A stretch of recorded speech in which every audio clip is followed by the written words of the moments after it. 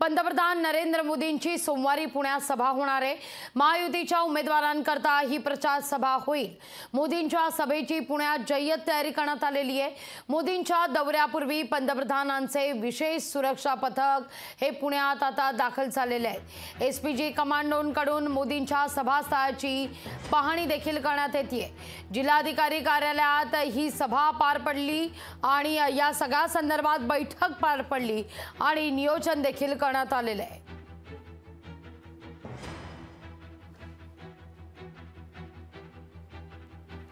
SPG कमांडोकडून मोदींच्या सभास्थळाची आज पाहणी करण्यात येते। सोमवारी पंतप्रधान नरेंद्र मोदी हे पुण्यात असतील। पुण्यात पंतप्रधान नरेंद्र मोदी यांची सभा होणार आहे। सभास्थळाची देखील पाहणी आता पुण्यात कमांडोंकडून करण्यात आलेली आहे।